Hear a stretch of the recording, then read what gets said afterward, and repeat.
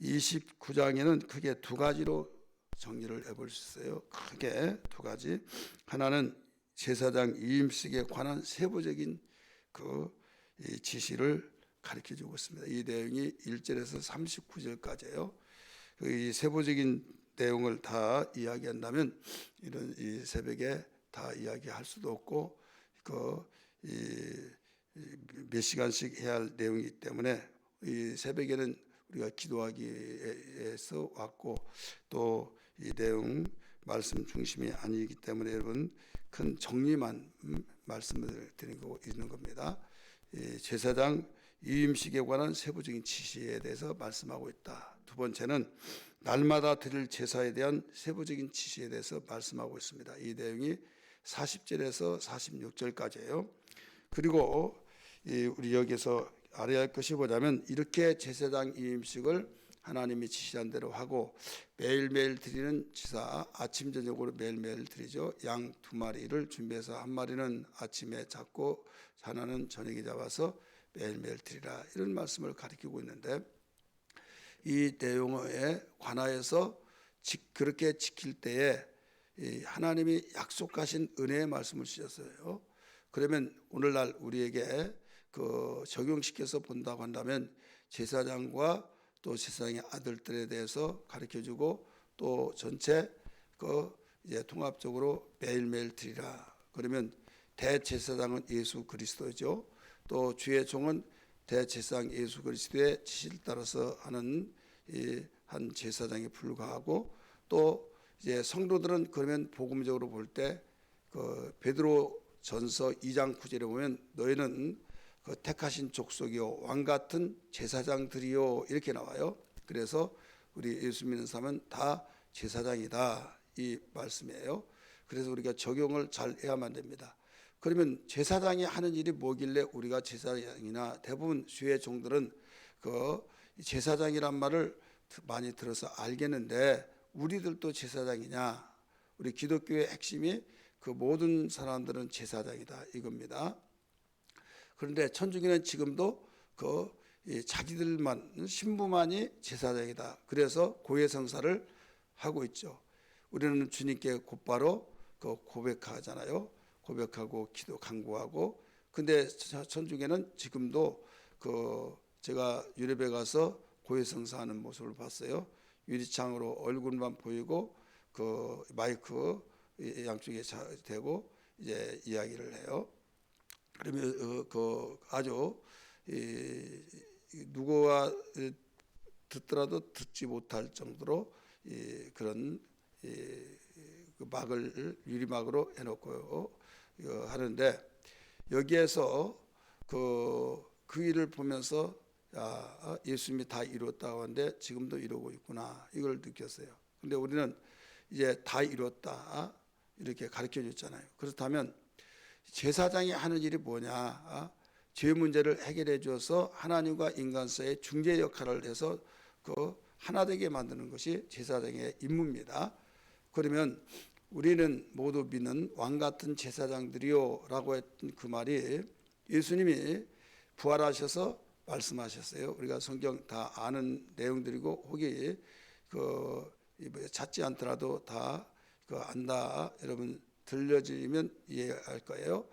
요한복음 20장 21절부터 보면 예수님이 이런 말씀을 해요. 아버지가 나를 보낸 것처럼 나도 너희를 보내노라 하면서 숨을 내쉬면서 성령을 받으라. 이게 요한복음 20장 22절입니다. 그러면 23절에 이런 말을 해요. 내가 너희가 네 죄든지 그대로 두면 그 죄가 그대로 있을 것이요 네 죄든지 사하면 사해질 것이라, 이렇게 말을 합니다. 여러분 예수님만이, 하나님만이 죄를 사해 줄 수 있는데 제자들에게 죄를 사해 주라고 그랬잖아요. 사하면 사해지고 그대로 놔두면 그대로 있다 이거예요. 그러면 우리가 죄를 사는 권세가 있습니까? 없지요. 없는 건 분명한데 거기에 내용을 보면 죄 사해 주는 권세가 있는 것처럼 느껴집니다. 그래서 그 말을 천주교에서는 봐라, 아무라도 못하고 베드로는 죄를 사해 주는 권세 특권을 줬다 하면서 그런 이야기를 합니다. 여기에서 복음으로 우리 알아야 할 것이 베드로 사도는 너희는 예수 믿는 너희는 왕 같은 제사장들이요 죄를 사하는 권세가 어떻게 있느냐 중재 역할을 해서 복음을 전할 때 성령이 임하시면 너희가 권능을 받고 예루살렘과 쭉 해서 땅끝까지 내 증인이 되라고 그랬잖아요. 그래서 복음을 전하면 그 복음을 듣고 죄가 사해진다. 너희가 가만히 있으면 복음을 듣지 못하기 때문에 죄가 그대로 있다. 그런 차원 속에서 우리는 이 왕 같은 제사장들이라는 사실을 알아야 될 줄 믿기 바랍니다. 왜 이런 말까지 나왔는가 하면 그 오늘 본문의 말씀 보니까 아론과 또 그의 아들들의 유임식을 해주고 또 유임식을 하면서 매일 제사를 하면서 그 다음에 이제 하나님께서 은혜의 약속을 해주셨다 이거예요. 그 약속은 우리가 한번 43절부터 46절까지인데 그 내용을 보면서 어떤 축복의 약속을 하시는가를 한번 읽어보겠습니다. 우리 42절 보세요. 38절부터는 매일 드리는 그 오늘날로 말하면 예배입니다. 38절 먼저 한번 볼까요?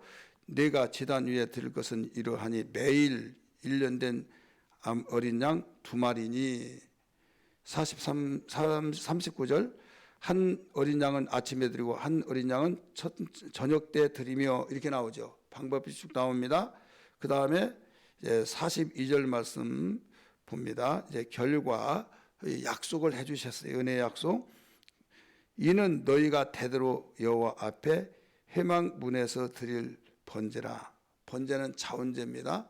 하나님이 명령하기도 하고 감사해서 드리기도 하고 감사와 감사제가 따로 있지만은 이 헌신에 관한 거예요. 헌신, 그 기쁨으로 헌신할 수 있는 때로는 그 명령에서 하기 싫은데 헌신하라 하기도 합니다. 하나님의 명령을 따라서 번제를 하기도 하고 내가 기뻐서 감사해서 번제를 드리기도 하고 그와 같이 이 두 가지가 있습니다.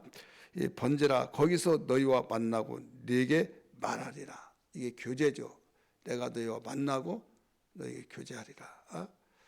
그러니까 매일매일 드리는 아침 저녁으로 드려지는 이 번제를 통해서 내가 만나고 내가 교제하겠다 이거예요. 여러분 교제한다는 거 얼마나 귀합니까? 교제에는 힘이요 우리에게 생명과 같다는 걸 믿기 바랍니다. 누구하고 교제하느냐에 따라서 다르죠. 생명 대신 주님과 교제한 건 최고의 영광이요 축복인 걸 믿기 바랍니다. 약속을 이렇게 해주셨어요. 43절 보세요. 내가 거기서 이스라엘 자손을 만나리니 내 영광으로 말미암아 하나님의 영광으로 말미암아 회막이 거룩하게 될지라. 회막이 거룩하게 될지라. 오늘날 교회가 거룩하게 된다.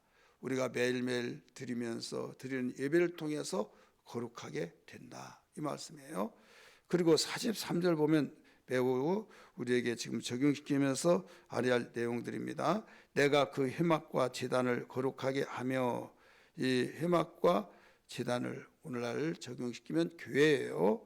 교회를 거룩하게 하고 아론과 그의 아들들도 거룩하게 하여 내게 제사장 직분을 행하게 하며 이 말이 무슨 말씀이에요?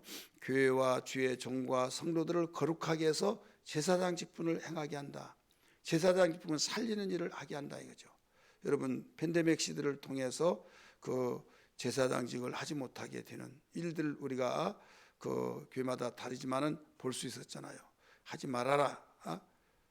이것은 그만큼 누가 하지 말라고 할 수 없지만은 정부에서 강력하게 제재를 하고 이제 이렇게 하다가 보니까 순응을 하고 길들여진 양처럼 길들여져서 그것이 끝나더라도 완전히 공식적으로 끝나지 않지만 다 해제하는 것 같은 해제 아닌 해제가 됐잖아요.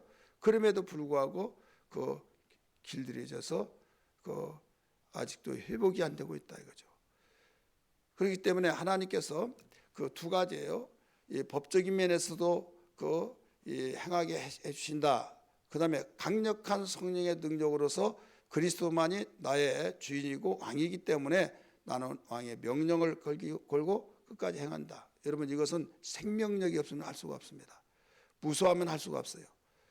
목자는 양이 있어야 목자지 양이 없으면 목자가 될 수 없듯이 여러분 제사장 직분을 행하게 한다라고 한 것은요 우리에게 그만큼 사명을 다해서 그 교회가 살아있다는 것을 가리키고 또 이 직장에서 직분이 있고 직장에서 이럴 거리가 있어야 그게 영광이고 그가 행복입니다. 우리 교회 어떤 집사님 꽤 오래됐지만은 한 번은 교회 그 직장을 갔더니 책상도 다 없어졌고 완전히 없어져 버렸다는 거예요. 그래서 물어봤더니 책상 빼라고 그랬다는 거예요.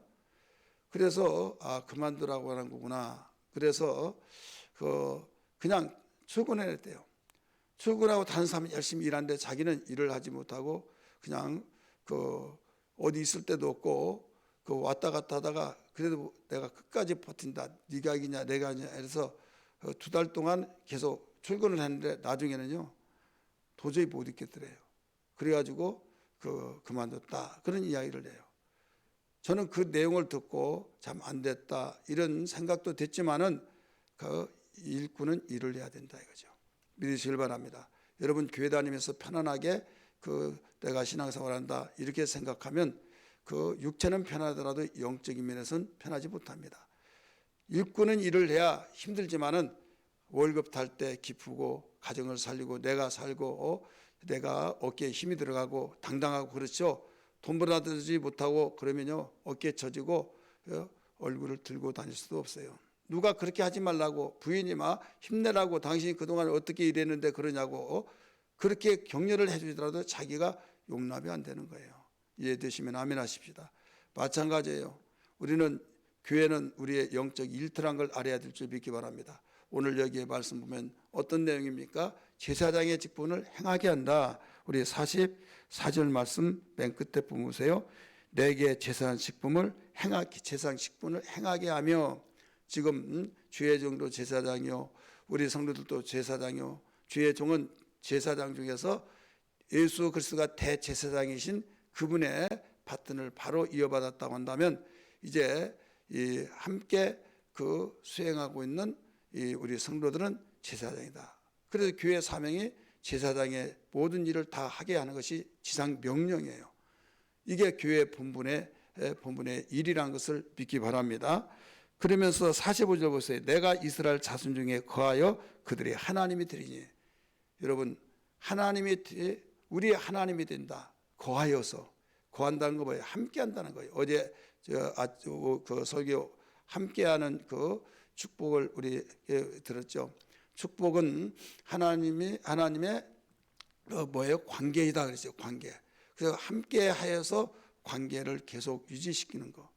그래서 이런 매일매일 제사를 드리고 매일매일 이렇게 드려질 때 교회와 주의 종과 성도가 또 성도들이 모두 제사장 직분을 행하게 한다. 그래야 할 때 내가 너희와 거하여서 하나님이 되어주겠다.